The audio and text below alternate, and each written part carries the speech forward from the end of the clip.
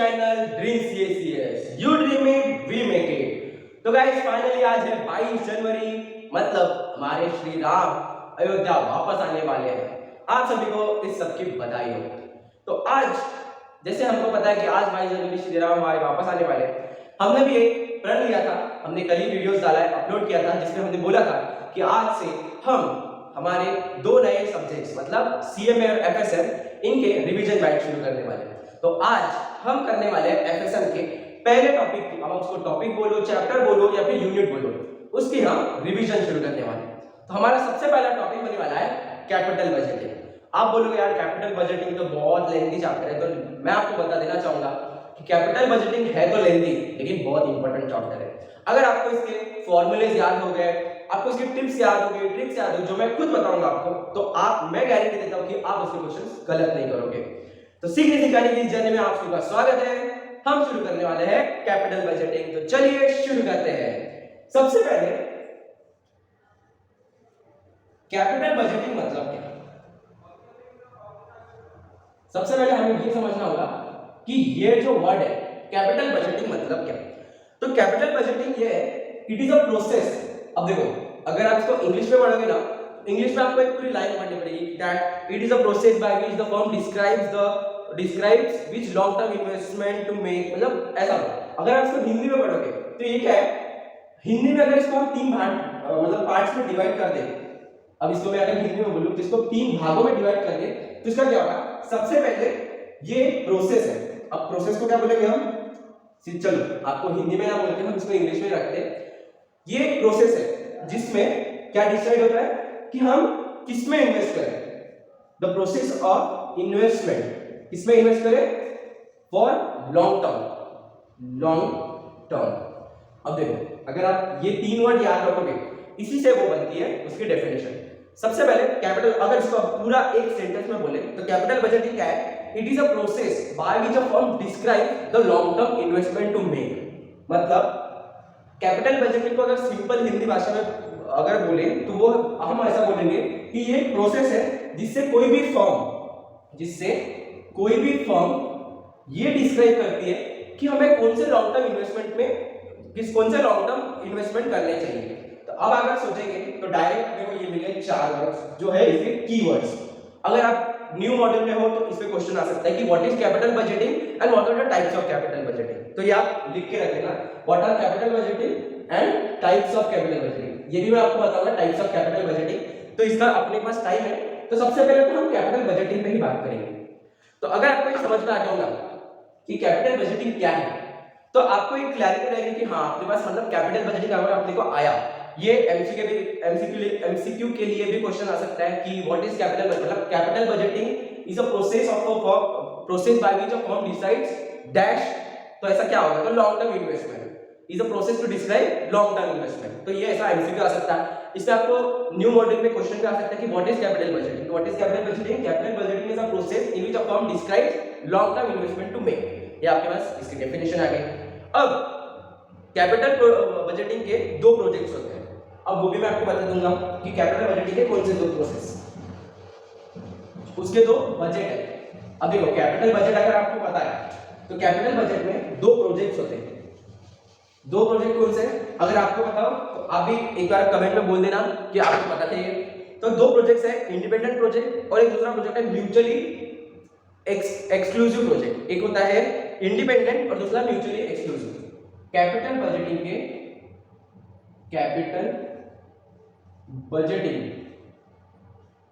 के दो प्रोजेक्ट्स जो है वो है, एक है इंडिपेंडेंट प्रोजेक्ट और दूसरा है म्यूचुअली एक्सक्लूसिव प्रोजेक्ट। अब आप बोलोगे इसमें फर्क क्या है? तो इसमें फर्क क्या है कि जो इंडिपेंडेंट प्रोजेक्ट होता है उसमें कैश फ्लो अफेक्ट नहीं होता किसी भी चीज से, इसमें कैश फ्लो अफेक्ट नहीं होता। लेकिन इसमें म्यूचुअली एक्सक्लूसिव में कैश फ्लो अफेक्ट होता है। अब कैश फ्लो अफेक्ट कैसे होता है? तो कैश फ्लो अफेक्ट होने के बहुत सारे वेज है। अब कैश फ्लो कैसे? कहीं कुछ इंक्रीज हो गया तो इससे कैश फ्लो अफेक्ट होगा, कहीं कुछ डिक्रीज हो गया जैसे एसेट्स डिक्रीज होते हैं कैश फ्लो पे अफेक्ट पड़ता है, कि एसेट इंक्रीज हो गए तो कैश फ्लो पे अफेक्ट पड़ता है। तो इस वजह से म्यूचुअली एक्सक्लूसिव में कैश फ्लो पे अफेक्ट पड़ता है, यहाँ पे कैश फ्लो पे अफेक्ट नहीं पड़ता है। इंडिपेंडेंट है, इंडिपेंडेंट वाले को तो कोई टेंशन ही नहीं है उसमें, वो क्या है उसका खुद का बिजनेस है, उसका खुद का प्रोजेक्ट है, इंडिपेंडेंट है, वो कुछ भी कर सकता है। यहाँ पे जब म्यूचुअली एक्सक्लूसिव बोलेंगे तो यहाँ पे होता है कि हमें देखना पड़ता है कि यार हमारे साथ कोई है तो जिसको बताना पड़ेगा कि हाँ हमने ये किया है, इसमें ऐसा हो रहा है वैसा हो रहा है, तो हमें ये बताना पड़ता है। तो म्यूचुअली सबसे ज्यादा जो प्रोजेक्ट यूज होता है वो होता है इंडिपेंडेंट प्रोजेक्ट। हाँ इसमें ज्यादा टाइम लगता है, इंडिपेंडेंट है तो उसको खुद को डिसीजन एडवांटेज भी है डिसएडवांटेज भी है। तो ये हो गया हमारा कैपिटल बजट। अब कैपिटल बजटिंग के बाद जो आता है वो है पेबैक पीरियड। अब आप बोलोगे यार पेबैक पीरियड मतलब, तो पेबैक पीरियड सबसे पहले मैं लिख देता हूं पेबैक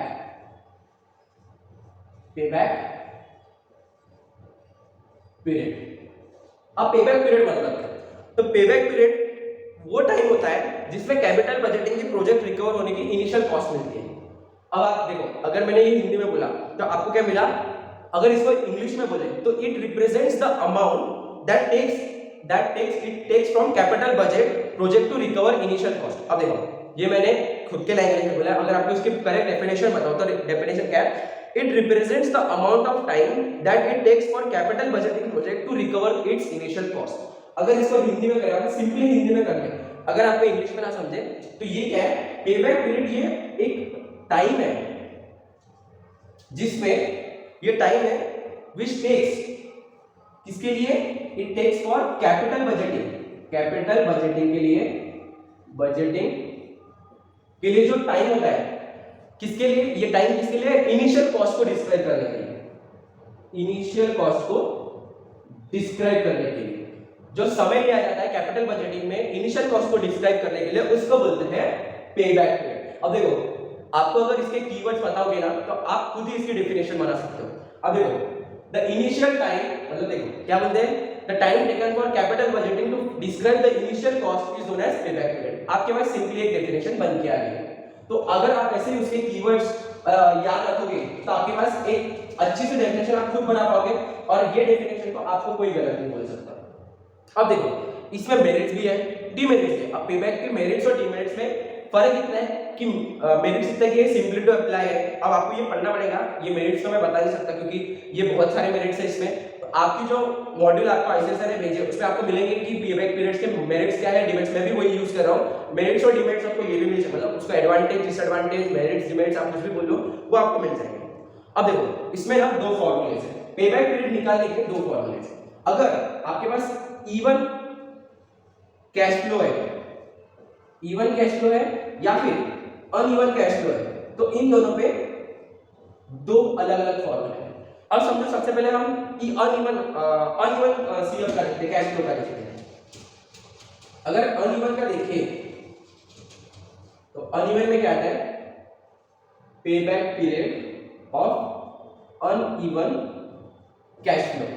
अब देखो इसमें क्या है फॉर्मूला, इसमें फॉर्मूला है प्रीवियस ईयर, क्या होगा प्रीवियस ईयर, और ये फॉर्मूला आपको याद रखना है, आपको ये रट लो। इसके क्वेश्चन भी मैं करवाऊंगा, इसके क्वेश्चंस तो मैं मतलब ये चैप्टर होने के बाद मैं इसके सारे क्वेश्चंस आपको दे दूंगा। इसकी मैं पूरी फाइल बना के इसी YouTube मतलब इसके इस वीडियो के डिस्क्रिप्शन में मैं पिन कर दूंगा उसकी लिंक, जिसमें आपको ये पूरे क्वेश्चंस मिल जाएंगे, उसके आंसर भी मैं दे दूंगा। तो इसमें क्या होता है, सबसे पहले प्रीवियस ईयर प्लस, इसमें क्या है plus project cost minus CF80 of previous year whole divide by difference in CF80 ये हो गया इनटू, अब देखो ये होता है मंथली, तो into whole divide by 12 month. अब यहाँ पे मेरे पास यहाँ पे जगह नहीं थी इसलिए मैंने इसका यहाँ पे लिखा, तो इनटू 12 मंथ। तो ये होगा आपका अनइवन का फॉर्मूला। अब इसमें आपको क्वेश्चन कैसा आएगा, मैं आपको एक इसका क्वेश्चन भी बता देता हूँ। एक मुझे क्वेश्चन ढूंढने दो।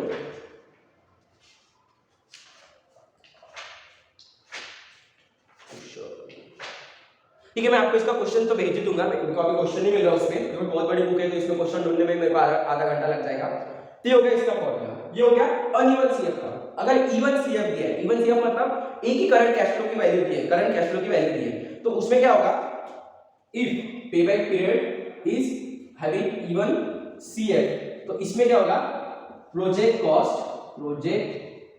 Cost divide by CF80 per annum, which is CF80 per annum. अब ये CF80 पर एनम आपको क्वेश्चन में दिया होगा, प्रोजेक्ट कॉस्ट भी अपने को क्वेश्चन में दिए होंगे।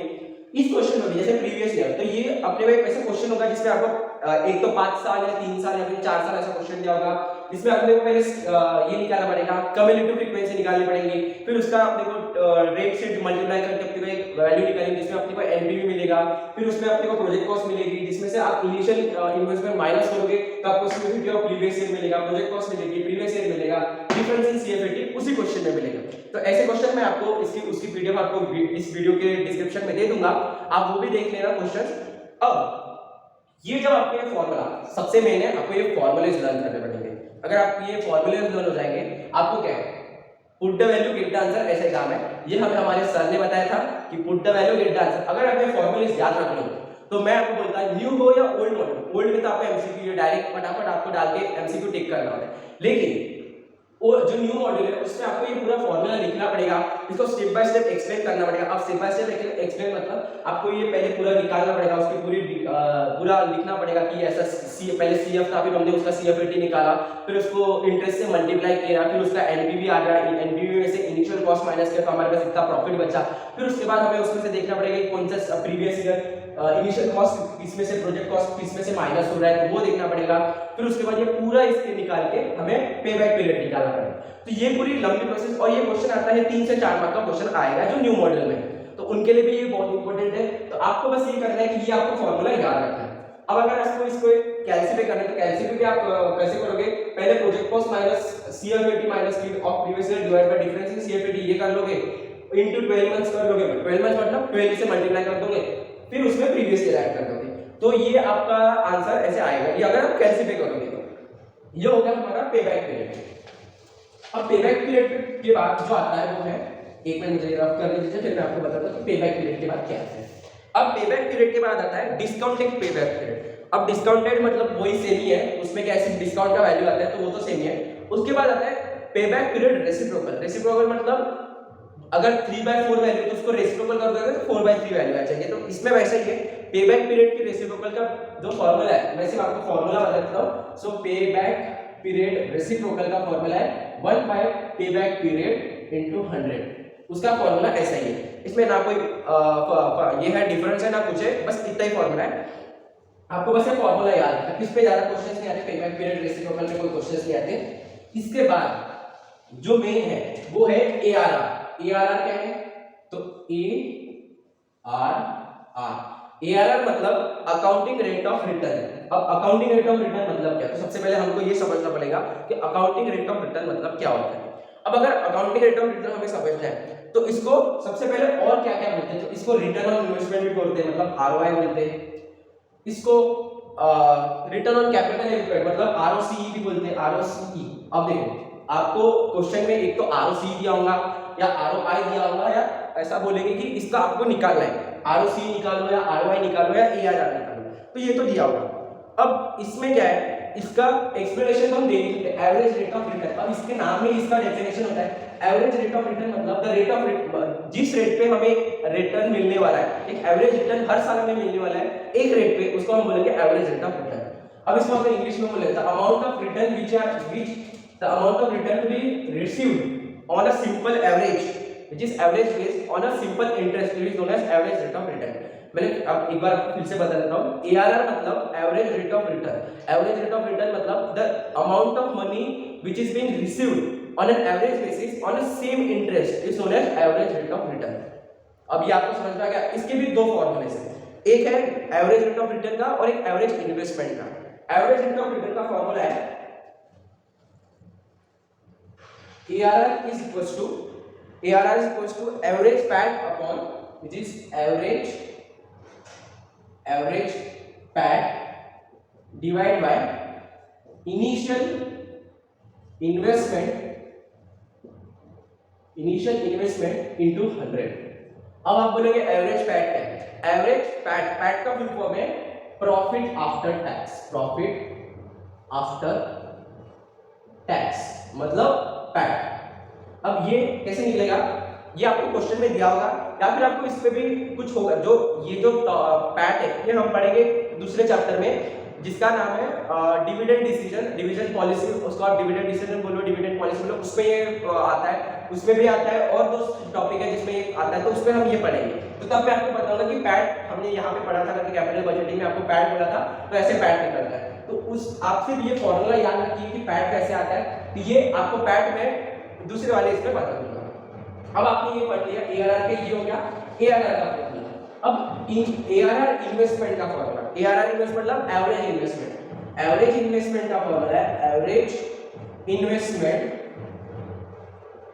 Investment is equals to, average investment का फॉर्मूला है initial investment plus salary value. Initial investment plus salvage value divide by 2 into 100। अब आप बोलोगे यहाँ पे सैलवेज वैल्यू है। सैलवेज वैल्यू मतलब वो वैल्यू जो हमें एंड में, जैसे आप अगर डेप्रिसिएशन, आपने अगर डेप्रिसिएशन 11 12 में पढ़ा होगा, तो आपको एक वैल्यू जो होगी सैलवेज वैल्यू। सैलवेज वैल्यू मतलब जो एंड वैल्यू होगी, अगर आपने वो एक चीज खरीदी है उसकी 5 साल का बाद की जो वैल्यू होगी उसको हम सैलवेज वैल्यू बोलते हैं। तो ये वैल्यू और इनिशियल इन्वेस्टमेंट मतलब जो हमने पहले, जो सबसे पहले हमने इन्वेस्ट किया, समझो मैंने इन्वेस्ट किया 6 लाख रुपए, तो 6 लाख मेरा इनिशियल इन्वेस्टमेंट हुआ।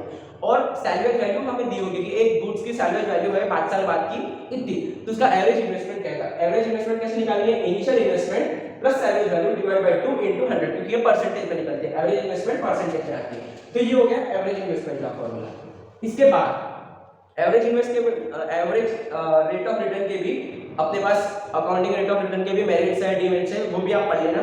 उसके बाद आता है एनपीवी। अब एनपीवी मतलब क्या है? एनपीवी का फुल फॉर्म है, एनपीवी है नेट प्रेजेंट वैल्यू मेथड। अब इस मेथड में क्या है, इसमें हमें एनपीवी कैसे निकालते हैं वो बताएगा। अब एनपीवी कैसे निकालते हैं उसका फॉर्मूला है present value of CI minus present value of CO. अब देखो, अब यहाँ पे सीओ और सीआई क्या है वो मैं आपको बताता हूँ। सीओ है कैपिटल इन्वेस्टमेंट और सीओ है कैपिटल आउटस्टैंडिंग। अब इन्वेस्टमेंट माइनस आउटस्टैंडिंग अगर करोगे तो आपका एनपीवी मिलेगा। तो एनपीवी क्या है? Present value of capital invested minus present value of capital outstanding.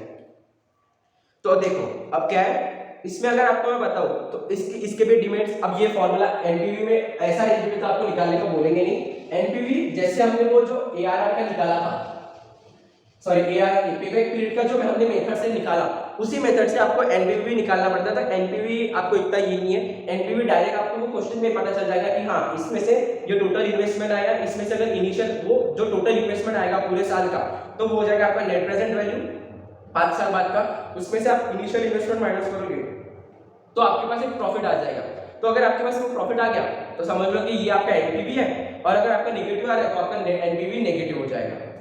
उसके बाद आता है प्रॉफिटेबिलिटी इंडेक्स। अब प्रॉफिटेबिलिटी इंडेक्स मतलब जो पूरे 5 साल का जो अपना इंडेक्स, मतलब जो 5 साल का जो प्रॉफिट था उसका एक जो पीआई होगा कि हर साल अपने को इतना मिलेगा, मतलब एवरेज प्रॉफिट, उसको प्रॉफिटेबिलिटी इंडेक्स बोलेंगे। तो एवरेज प्रॉफिट को हम क्या, उसका फॉर्मूला क्या है? टोटल प्रेजेंट वैल्यू, मतलब जो हमारे पास एक 5, जैसे अभी अगर 5 साल के बाद हमारे पास एक वैल्यू आ गई 5 लाख, 5 लाख हमारे पास एक वैल्यू आ गई, समझ लो 5 साल के बाद हमारे पास एक वैल्यू है, टोटल प्रेजेंट वैल्यू है 5 लाख रुपए, और हमने इन्वेस्ट कितना किया था? हमने इन्वेस्ट किया था 1.5 लाख रुपए, 1.5 लाख रुपए हमने इन्वेस्ट किया था। तो हमारी पीआई क्या होगी? तो प्रॉफिटेबिलिटी इंडेक्स का फॉर्मूला है PI is equal to total present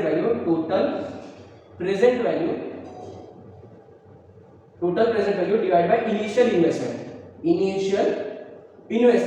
अब देखो इसमें क्या है, हमारे पास टोटल प्रेजेंट वैल्यू भी दी है और इनिशियल इन्वेस्टमेंट भी है, तो हम डायरेक्ट इसका आंसर निकालेंगे कि 5 लाख डिवाइड बाय 1.5 लाख, तो इसका आंसर जो आएगा वो हमारा पीआई हो जाएगा। सिंपल फॉर्मूला है, अगर आप फॉर्मूले लर्न करोगे तो आपको कोई दिक्कत नहीं जाएगी, आपके फॉर्मूला अगर लर्न हो जाएंगे, ऐसे क्वेश्चन तो आप यू करोगे, और इसमें भी बहुत सारे क्वेश्चन आते हैं। पीआई अब पीआई के क्वेश्चन ऐसा तो नहीं डायरेक्ट आपको इनिशियल इन्वेस्टमेंट दिया, इनिशियल इन्वेस्टमेंट तो डायरेक्ट दूंगा, लेकिन आपको जो टोटल पीवी है वो निकालना पड़ता है। उसका भी क्वेश्चन है जो मैं आपको बोला हूँ कि आपको इसके डिस्क्रिप्शन में, इस डिस्क्रिप्शन में आपको मैं वो लिंक दे दूंगा। अभी नहीं, मेरे को थोड़ा टाइम लगेगा क्वेश्चन बनाने में, फिर क्वेश्चन के आंसर लिखने में, तो मेरे को थोड़ा 2-3 दिन का टाइम लगेगा।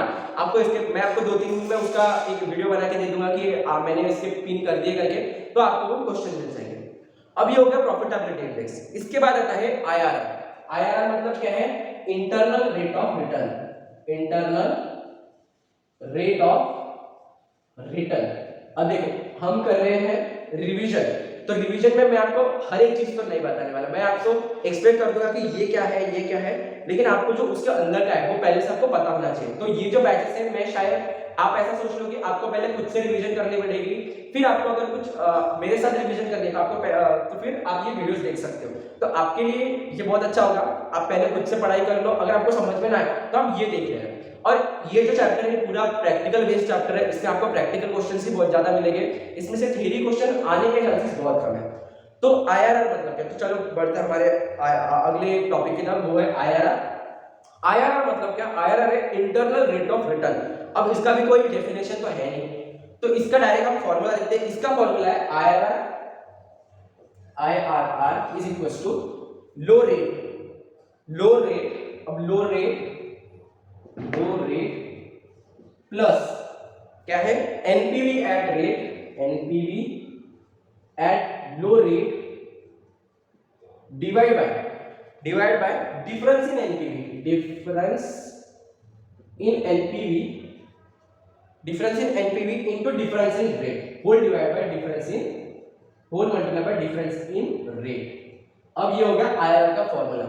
अब यहाँ पे लो रेट कैसे निकालते हैं, यहाँ पे एनपीवी एट लो रेट क्या है, डिफरेंस ऑफ एनपीवी क्या है, डिफरेंस ऑफ रेट क्या है, तो ये मैं आपको जो जैसे मैंने बताया वो क्वेश्चन में बता दूंगा।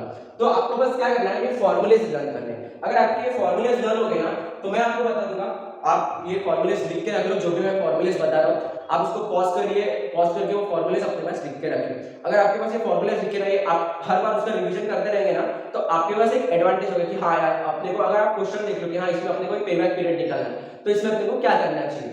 तो अगर आपके फॉर्मूलेज लर्न हो गए तो आप डायरेक्टली उस क्वेश्चन के आंसर डायरेक्ट निकाल सकते हो, आपको फिर कोई प्रैक्टिस की भी जरूरत नहीं, सिर्फ आपको ये फॉर्मूलेज लर्न करना है। तो आप ये फॉर्मूलेज अपने बुक में लिख के रखिए, एक छोटी सी बुक बना लीजिए फॉर्मूलेज की बुक, जो आपके एंड के लिए काम आएगी। तो आप उसको एंडियन नोट्स भी बोल लीजिए, या लास्ट के लिए जो यूज होते हैं वो भी बोल सकते हैं। इसके भी मेरिट्स है, डिमेरिट्स है, तो आप बुक में से पढ़ लेना। इसके बाद जो आता है वो है, हम जो पढ़ने वाले हैं इसके बाद वो है रिस्क एडजस्टेड डिस्काउंट रेट। शायद हमारा लास्ट टॉपिक है, वो है risk adjusted discount rate. Risk adjusted discount rate मतलब क्या होता है? तो इसको क्या बोलते हैं? ये जो रेट है, तो इसका अगर हम डेफिनेशन में बोले तो it is a rate used in calculation of present value of a risky investment. अब इसको अगर हम हिंदी में बोले तो ये एक ऐसा रेट है जो हम कब यूज करते हैं, किसके लिए यूज करते हैं? सबसे पहले यूज करते हैं हम कैलकुलेटिंग प्रेजेंट वैल्यू, कैलकुलेट करने के लिए। क्या? तो प्रेजेंट वैल्यू कैलकुलेट करने के लिए जो रेट यूज होता है, कब? रिस्की इन्वेस्टमेंट में। तो इसको क्या बोलेंगे? Risk adjusted discount rate. Risk adjusted discount rate means the rate used to calculate present value of a risky investment. देखो आपके पास अगर आप ये 3 कीवर्ड्स याद रख लो तो आपका एक पूरा डेफिनेशन ही बन जाएगा कि what is risk adjusted discount rate. और फिर एक ऐसा आपको देखो इस पे भी क्वेश्चन आ सकता है कि what is risk adjusted discount rate, और एक क्वेश्चन दिया होगा नीचे कि ऐसा करो, ये 3 मार्क का क्वेश्चन, तो रिस्क एडजस्टेड 1 मार्क का और वो 2 मार्क का न्यूमेरिकल क्वेश्चन आएगा। इसका फार्मूला है r plus beta in bracket r minus r, तो r माइनस r। अब ये जो फार्मूला है, अगर इसको हम CAPM मॉडल मतलब कैपिटल एसेट प्राइसिंग मॉडल उसके हिसाब से अगर देखें तो यहाँ पे RF उसका फॉर्मूला क्या है? CAPM का। ये आपको कब आएगा? ये आएगा आपको वर्किंग कैपिटल मैनेजमेंट में, CAPM। ये CAPM जो है ये आपको आता है, एक तो कॉस्ट ऑफ कैपिटल में भी आता है, वर्किंग कैपिटल मैनेजमेंट में आता है, तो ये वहां पढ़ेंगे। तो उसका फॉर्मूला क्या है? RF in bracket R F plus beta in bracket R F minus R F. अब आर एफ क्या है, risk free rate, risk free rate. B क्या है, जो बी है इसको बोलते हैं बीटा। आर एफ क्या है, आर एफ है risk market, risk market, risk market premium, उसके साथ में प्रीमियम भी आता है, तो रिस्क मार्केट प्रीमियम, ये है सीएपीएम का फॉर्मूला। वैसे इसका ही formula risk adjusted discount rate में सिर्फ फर्क इतना है, यहाँ पे ये एफ, यहाँ पे एम, यहाँ पे एफ, तो ये है नहीं, तो उसका फॉर्मूला है R plus beta in bracket R minus R, ये आपका फॉर्मूला बन जाता है। तो आपको क्या करना है, सिंपल, अगर आपको कैपिटल बजटिंग का ये लर्न करना है पूरा चैप्टर, तो आपको बस करना है क्या, इसमें आपको जो ये फॉर्मूलेज दिए वो लर्न करने हैं। अगर आपके ये फॉर्मूलेज लर्न हो गए तो मैं आपको गारंटी देता हूं कि आपके पूरे एमसीक्यू क्वेश्चंस, क्योंकि इसमें जो आते हैं वो एमसीक्यू क्वेश्चंस या फिर प्रैक्टिकल क्वेश्चंस, अगर ओल्ड सिलेबस में तो इसके एमसीक्यू प्रैक्टिकल क्वेश्चंस आते हैं, न्यू सिलेबस में तो शायद इसके डेफिनेशन और उसके साथ प्रैक्टिकल क्वेश्चन ऐसा आ जाए। तो अगर आपने ये पूरे लर्न कर लिए, तो अगर आपके ये फॉर्मूलेज लर्न हो गए, तो मैं आपको गारंटी देता हूं कि आपके कोई क्वेश्चन गलत नहीं होंगे।